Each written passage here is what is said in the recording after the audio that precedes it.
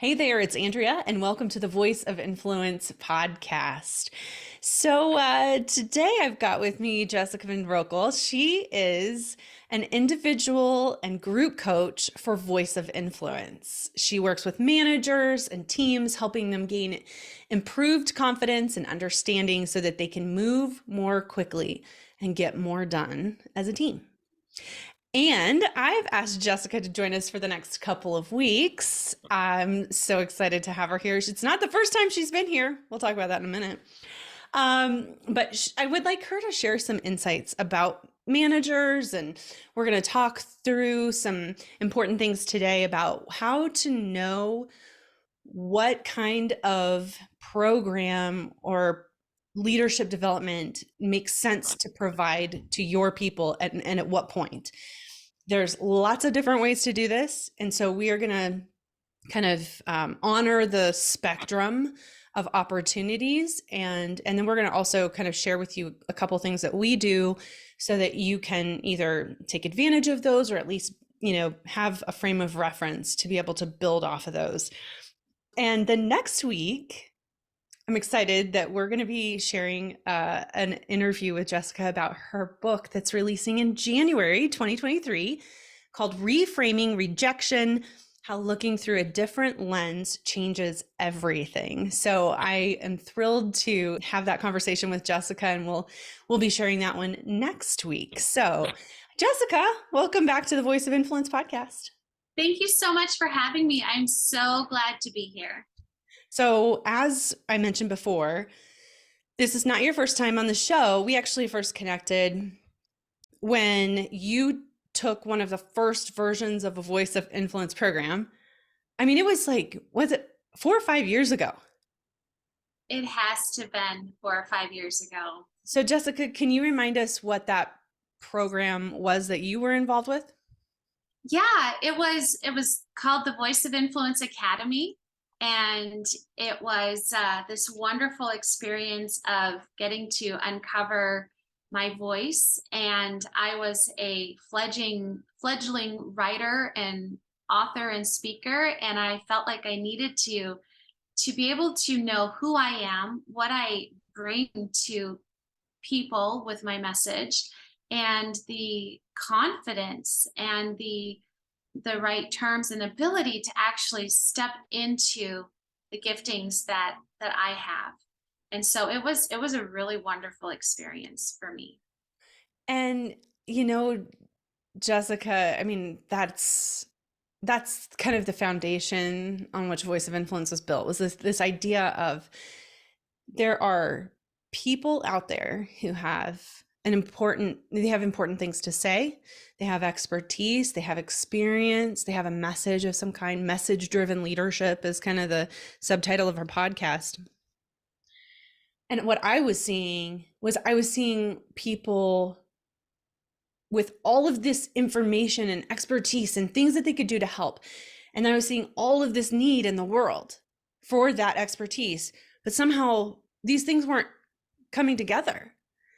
So the people who were trying to share what they had to say, their message wasn't getting across, or maybe it was they were sharing their message, but people weren't really receiving it well. I was like, man, we have got to figure out how to bridge this gap. And so we started with this program that you were talking about, that was really for people who were looking to write, speak, share their expertise in that form. And so we created this program that would help you to be able to understand what your voice is and how you best communicate, how to think about your audience, how to speak to your audience, how to package your expertise, all of those things. And I think from there, after that point, we started to shift a little bit more into corporate and government contracts and things like that, leadership development, organizational development. But all the same stuff that we did with your program, it's like we're using those things in different ways now for the same purpose, to connect people's gifts and expertise with the need in their team, in their company, with their customer, all that kind of stuff. Yes, I've seen that. I've seen that in my own life. Just the ability to step into to my sphere of responsibility and where I have influence and where I don't, but also to know that I can contribute to something, but I don't have to bear the responsibility of it's not all on my shoulders. And that can be a heavy burden when we think we have to fix the world. But whereas where I really felt like this narrowed in and drilled, almost like a pencil point that got sharpened, and I can just and when a pencil is sharp, it writes so smoothly and there's no nicks or scratches and it just flows. And that's where I really felt like my time as a student with Voice of Influence or as a client of Voice of Influence really helped to sharpen my message and so that I could write smoothly, figuratively, but also literally. Mm, mm. Okay, so Jessica, and now you've got a book coming out. But that what you just did right there, that is one of the reasons why I was like, we got to get Jessica involved with Voice of Influence because what I saw in you was I saw three things in particular that helped me to know that like I like you would be great with our clients. Number one, you have a knack for interpreting ideas and making them even more clear and digestible and practical for others. So, like every time we introduced a new concept or an activity, like you do what you just did. You just naturally reframe it in your own words. Reframe. Did you notice what I did there? I did. Reframing Rejection is the title of her book. Anyway, you just naturally reframe it in your own words, just making it even more clear so that you're checking for clarity and sometimes and making sure that you understand the concept, but also being able to explain it in ways that other people can understand. Because sometimes I'm not very clear, and that's one of the reasons why I cared so much about connecting people's expertise with the need, because I was having some of those problems too. Like I also struggle with communication, so that's the reason why I've drilled down on how to do it over the years. And so anyway, but having people like you around that can act as an interpreter for me helps. So that was one thing. Two other things that I really noticed about you in particular. You already had so much experience working with groups and writing and speaking and guiding people through personal growth and personal growth in areas that were similar to Voice of Influence. So it made it so that I was like, wow, she's already good at doing this, at, leading transformational processes, coaching, training. And you're also really good at reframing or interpreting the things that we're attempting to communicate with our program participants.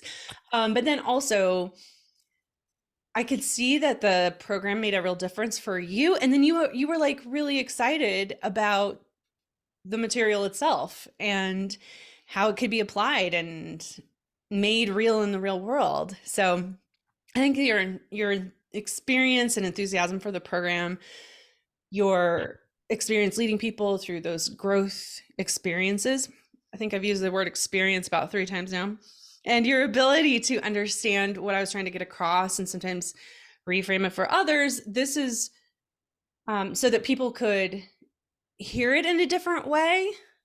It all led me to be like, okay, Jessica, would you be interested in working with our clients if I have something for you? And you were like, I think I might actually be interested in that. Yeah, I was totally interested in it. It was so exciting to me. I'm like, really? You would like me to do that? Absolutely, sign me up. And then I was like, what did I just do? But it's been really, really wonderful and really exciting. Yeah. And Yeah. I'm really thankful for the opportunity. It's been so wonderful to work with clients, to see them grow and um to know that I got to help them in that process, whether through clarity or just connecting with them on a personal level and hearing what they were saying underneath what they were actually saying. Mm. It's been wonderful, and I'm really thankful for the opportunity. Yeah. You know, there are some different ways that we do this and that you do this. And I thought it would be wise for us to really think about, what do the decision makers who are listening to this podcast, what do they need to know? So sometimes people use a LinkedIn Learning. And so when does a company know when it's time to transition from LinkedIn Learning to a leadership development program to provide further training for their employees? Mm. Yeah. So when I think of LinkedIn Learning, I think of people just really soaking in, loving the ability to ask, to sort of scratch an itch. So I'm having a hard time with having difficult conversations. Maybe somebody's got some insight for me. And so they go to LinkedIn Learning and they can find information about that, lots of really good information about that. So it's very informative, and it's for people who are really seeking their own personal and professional growth, which is great. And it's great for a company to provide something like that. I think what companies need to remember is that if they have a specific problem that they're dealing with, like a concern, um, then it's probably time to call for something a little bit more specific, a little more transformational, an actual program of some kind, whether that be a half day program or a full year program. That's a different set of questions we could probably discuss later. But the point is that you end up doing something specific to solve a specific problem. Right. So if let's take, for example, my husband's a physical therapist. So I think of like physical things to help me understand this too. So if you are interested in fitness, maybe you purchase some fitness DVDs back in the day, right? Or you purchase it now, a subscription to a fitness workout experience or something like this. That's great for somebody who wants to generally get better at fitness. Mm. But if they have an actual injury, if there's something wrong, like my husband just had shoulder surgery because his shoulder went out of place, which is so Mm. unfortunate. Yeah, dislocated shoulder. So he had to have surgery. That is a serious injury. And so then the question is, who do we need to talk to? We need to go to orthopedic surgeon to diagnose and find out what exactly is going on, have it scanned, look and see what the problem actually is, make sure that, oh, it looks like we're going to need surgery, so we're going to need to go in and like actually do some specific things to fix the problem. And then not only that, but then you have to do rehab afterwards. You've got to make sure that you're strengthening that shoulder, taking care of it during the rehab process, but then, getting back to normal. That's a lot different than what, purchasing some fitness DVDs that you can do at will. Like those are two different problems. Those are two different scenarios. So what I encourage CEOs and leaders who are making decisions about learning and development, what I encourage them to think about is, are you wanting to just provide some opportunity for professional development so that people feel good about the fact that you're doing that, Yeah. which is good? Mhm. Or do you have an actual problem that you need to solve? If there's an actual problem, if the team is struggling in a certain way, then that's when you want to look at, well, does it make sense to bring somebody else in who has some extra expertise in this area? Right. And then be able to know from there, okay, so it looks like this is the problem. This is what it would take to solve this problem, or at least to make, significant progress on it. And then determine if is the investment of time and energy, money, is all that worth it? And that's really important to determine as well. Absolutely. It's almost like a company has to decide, is this a symptom or is there something under the surface that that needs to be addressed. And so while we know that there are various levels and complexities to all different types of trainings in leadership programs, how do companies really make that decision to know what exactly is worth doing to them? Is there some benchmarks that a company can look for? How do they determine a symptom versus a core problem to help Hmm. them decide to hire a leadership development company? That's a good question. How do you know if it's a symptom or, a problem? I think sometimes it's worth tackling a symptom. Sometimes you've got a specific situation where maybe you've got a little bit of conflict, and that conflict needs to be resolved as quickly as possible because you got to get a program, you got to get a product up and running, or you need to move forward in a certain way. So tackling that symptom in the moment, that little bit of conflict that you're experiencing, is often worth it if you really need to get over the hump, get moving, get things rolling again. That's worth it. And that probably looks like maybe a little training program or an organizational development engagement where somebody comes in and actually like talks to the group, understands what's going on, and helps them get through that problem specifically. On the other hand, on kind of the other end of the spectrum is developing leaders, which is it's much more nebulous. It's much more long-term goals. So on that other side of the spectrum, you could have as much as, a year or two or three different levels of years of leadership programming. So it can include some basic skills, some tools to put in their toolkit so that they can pull them out and use them, the ability to implement these tools, use those tools with their teams, to know how to lead meetings, to know how to communicate, to navigate those situations before they come up, all kinds of things that develop leaders who are going to grow into more executive leadership positions in your company, who are going to be some of that really important like cultural pieces that are going to anchor your company in your values, anchor your company in integrity and character and good communication and things like this. So a bigger, more complex leadership development program, like the one we're running with the Army Corps of Engineers, for example, that is more layered. There's more going on. It takes more time. It takes more investment. But what like that particular group is trying to achieve, they are trying to grow leaders who are going to be ready to step into those leadership positions in the future, and who are going to be the backbone, the cultural anchors in their organization. So, and actually, if you think about it, the Army Corps of Engineers, we're talking about the military. The military knows a lot about leadership. So they have a strong understanding of and value for what it means to actually build a strong backbone for leadership in their organization. So if you're like that, you could take it all the way to that end. So you could say, okay, well, this is a symptom. We just need to do a training to kind of get past this problem so we can move on.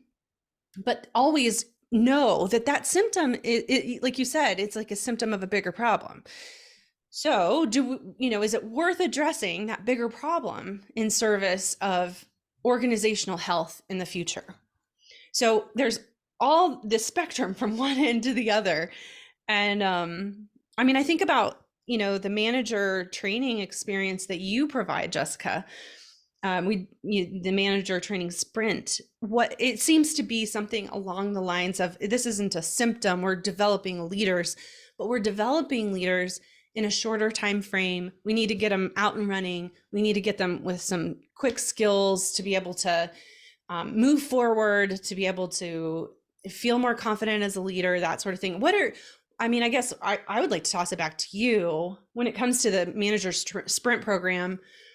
What are some things that we tackle in those 8 weeks that you think actually really help people on that, it's a quick win, but it's also somewhat sustainable?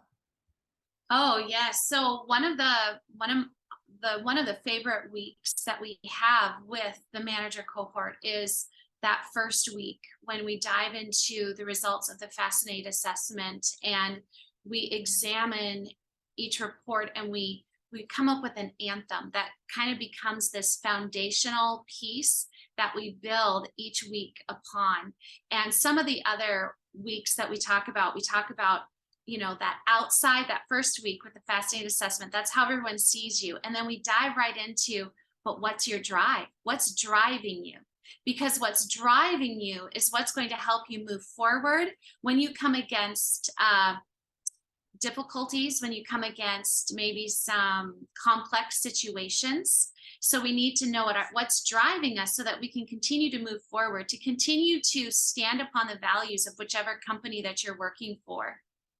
That actually, I think, is a really important piece too. It's like you don't only need to know your voice and understand your communication style, but then there's what drives you. And yeah, and it's like almost about resilience. It's like, what gets me through the hard times? And managers need that. Oh my goodness, they're dealing with so much. Jessica, I was even thinking about, and I want to keep going and have you tell about more about the program, but one of the things that is coming up a lot lately is that people around the world are really struggling mentally, that emotional, mental, psychological side of things. We have a number of psychologists on our team, and I've spoken with them some about how hard it is right now. They are overextended. Like, it's really hard to get into a counselor. It's really hard to get into a psychologist right away, as a psychiatrist. Oh my goodness. That's really hard. It's far out. So people who are in crisis are struggling to get in. And I think about, what can we do? What can we do that would do something to help out with this psychological situation that we have on our hands? And managers are dealing with not only their own things that they're having to struggle with, but then people who are on their teams. What are your thoughts on how you see this program actually helping, or what programs like this can do to help with that side of things? Well, I think what managers are facing is not only the day-to-day struggles, but also the stuff that's happening at home, the disappointments. We carry that with us into our work lives, even though we'd like to keep a work-life balance.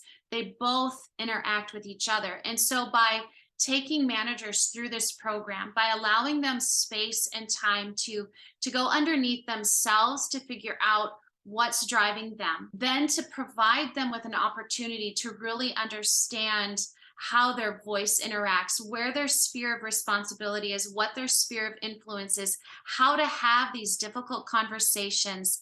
Difficult conversations can be exasperated because of this stress, but if we can center everything back in really on our drive, if we can help our managers learn how to be resilient and how to encourage other people to be resilient, I think that can be an antidote to some of the mental crisis that we're facing right now. It's kind of like, and I don't want to diminish mental health crises because I know how hard they are. I deal with the seasonal affective disorder on an annual basis, so I understand the struggle.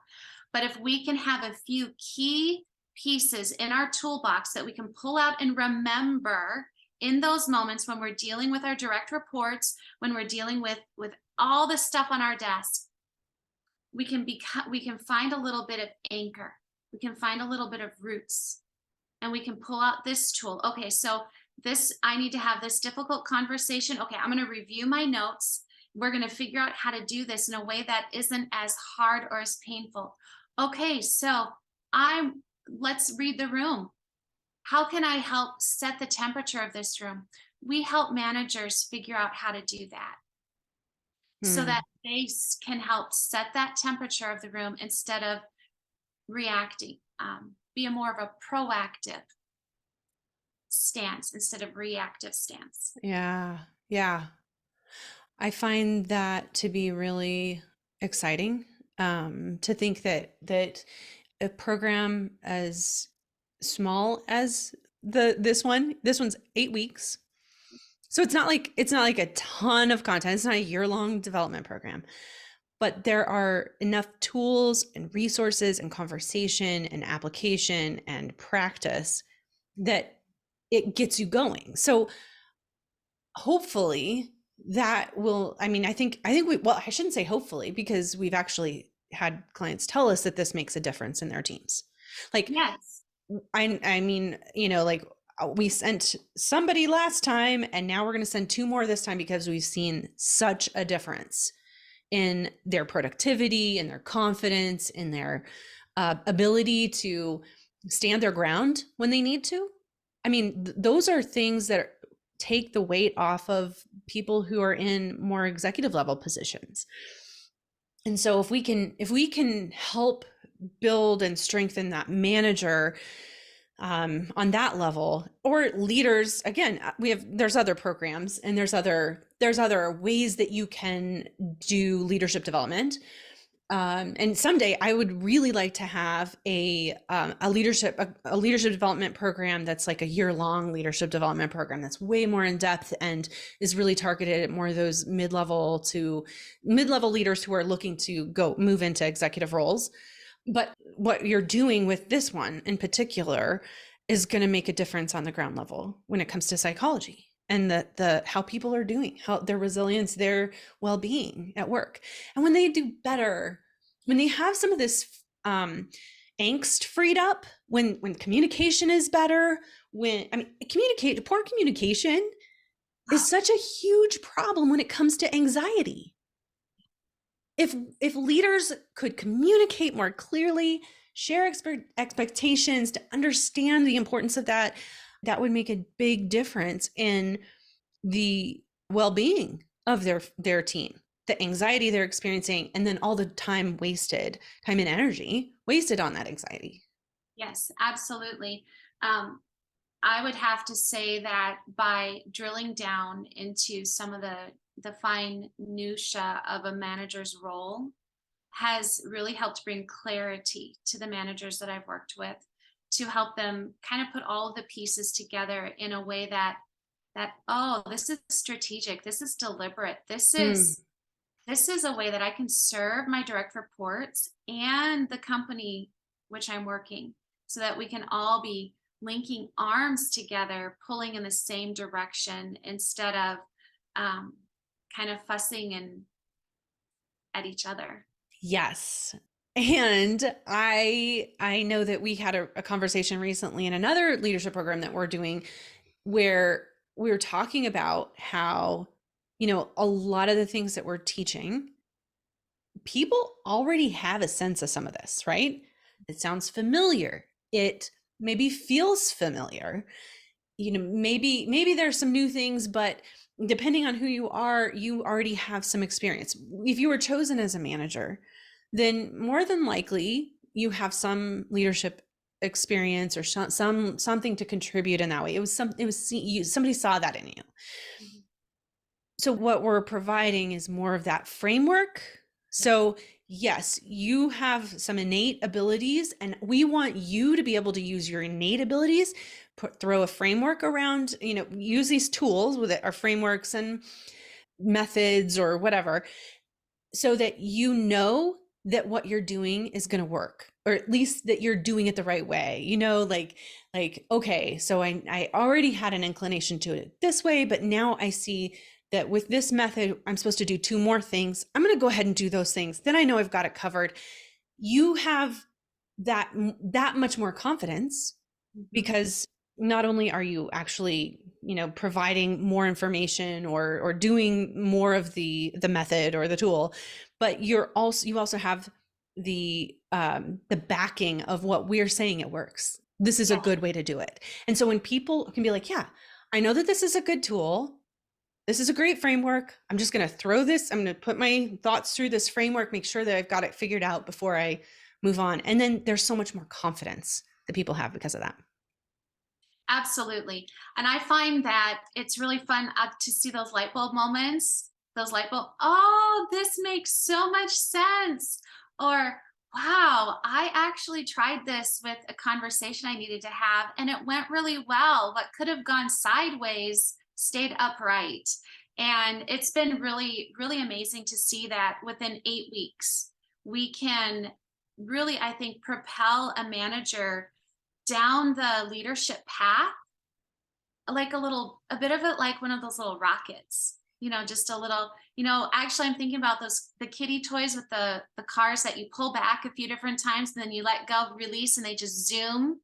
And I feel like that's what we've done with some of our managers is we've just given them a boost. We've given them added information, proven information that works. I've seen their confidence grow. They understand why they do what they do. And I think that's an important step is to understand why we do what we do. And if we understand why we're doing what we're doing, we find it's a little bit easier to see that other people might be coming from that as well. And it adds this whole, I guess you could say you read the room a bit and you come up accurate because of these tools that we provide for managers. Could you quickly walk us through the rest of the 8 weeks? You covered a couple things and then I like totally derailed us. Yeah, I'll start at the beginning. So with week 1, that's the anthem. So this is where we discuss the Fascinate assessment report and we end up with a personalized anthem, just a brief statement or phrase that describes how you bring your best to the workforce. Our second week, then that's we go real deep, we go internal. This is more introspective where we start examining what drives you, why you do what you do, what's really important to you. Our third week, that's a personal clarity call. That's a one-on-one call with me where we can talk about the previous 2 weeks information. I know that sometimes the external is fun and easy because that's what we see. And the internal is something we don't spend a lot of time on. So by having a personal clarity call, we can do a deep dive into Drive, which is really fun. Our fourth week is we learn about the authentic voice and what that sounds like, what that looks like, and what is hidden. The fifth week is difficult conversations, how to make difficult conversations more impactful and less difficult. Our sixth week is your role as a manager, and Andrea has divided that into 4 distinct areas of role, and she provides this really wonderful evaluation so that you can kind of use as a benchmark for yourself. I love it. All of my participants really loved that piece of the program. And then the 7th week is strategic thinking and buy-in from the people around you and how to move people from being resistant to, yes, this is awesome, I'm going to move forward with you. And then we end the 8 weeks with a final personal clarity call. That's where we can workshop your personal situations. Everything is confidential. We can talk about anything from the previous sessions that you want to dive in a little bit deeper on. And then that's it. You are equipped, you have confidence, you have tools that you can pull out when you need them. So, Jessica, in your work in this particular area, what have you noticed some of the biggest wins to be for people who go through the program? So some of the biggest wins that I've seen is a growth in confidence. Like you said earlier, if you select someone for a manager job, they see something in you. And if we're talking to CEOs right now, you see something in your managers that they've got manager skills. And sometimes that manager can feel a little unsure, and they really want to do a good job. And so one of the biggest things that I've seen is confidence to do the work well, but also confidence to be okay with people being upset. We talk about this in the program. As a manager, we have to be willing to be okay with people being a little upset with some of the decisions we make. And so I've seen people, huge win of growing confidence of that. That has been exciting to see. The other thing is probably just seeing this framework on how to have a difficult conversation and the 3 things that we can do to be set up so that those difficult conversations are impactful instead of difficult.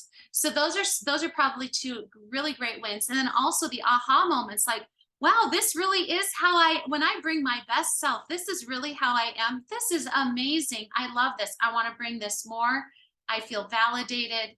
I'm going to step into this anthem more and more. Those are probably the three biggest wins that I've seen. It's exciting. And I'm really grateful to you for doing this with our clients and for the impact that you're making, Jessica, because I really think that you are just excellent at guiding people through this process and asking the right questions, hearing things, being able to get underneath the surface. And when you do that with coaching, I know that our coaching clients have also been very, very pleased with the lack of judgment that there's no judgment, and your ability to help people to think more deeply, even if they don't like thinking deeply. Yeah, you're really good at that. And I think that that little bit more introspection and all that kind of stuff, like you do a great job of guiding people just a little bit deeper to get to something that's going to be really meaningful and make a difference for them in their professional and personal lives, I think. So anyway, so I just wanted to say thank you for that. Well, thank you. I actually love helping people. I really do. I love seeing the aha moments and helping someone discover the gold that is inside them. Mm. That is it right there. Like people are not, we're not trying to produce cookie cutter managers or leaders. The question is, who are you? How can we help you to communicate your expertise? How can we help you to communicate your message, to get clear about what that is, to be able to actually connect your gifts with the need in your team? So thank you, Jessica. And I just want to say to anybody that's interested, first of all, don't forget that there is a wide variety of opportunities out there for professional development. Again, online learning, LinkedIn learning, on-demand things. We even have some on-demand programs.